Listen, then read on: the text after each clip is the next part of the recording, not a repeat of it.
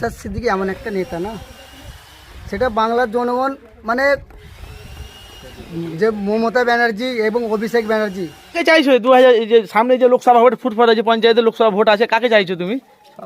সবাইকে দিলে হবে। তুমি কাকে চাইছো? দিদিকে চাইছো না আইএসএফকে চাইছো না সিপিএম না আইএসএফ না বিজেপি? মমতা দিদিকেই চাইছি।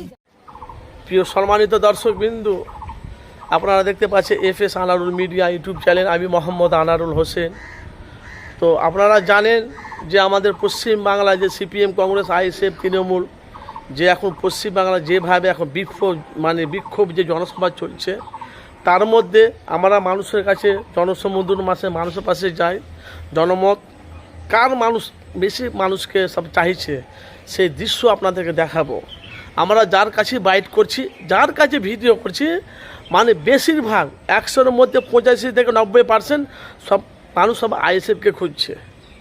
প্রত্যেকটা মানুষ কম বেশি সব আইএসএফকে খুঁজছে।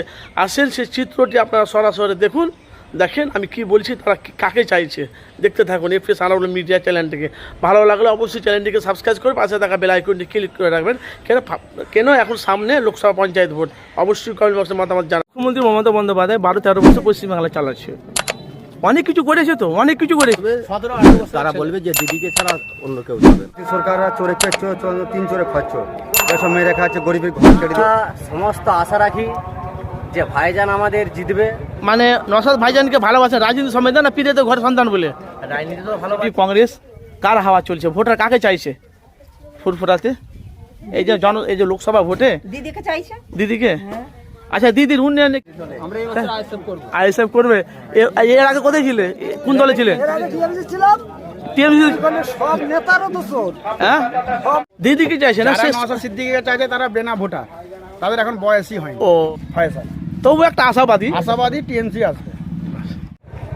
এবং ডায়মন্ড হারবারে যে অভিষেক বন্দ্যোপাধ্যায় দাঁড়িয়েছে, উনি যে দুর্নীতি করেছে, উনি এক সময় রাস্তার পথে পথে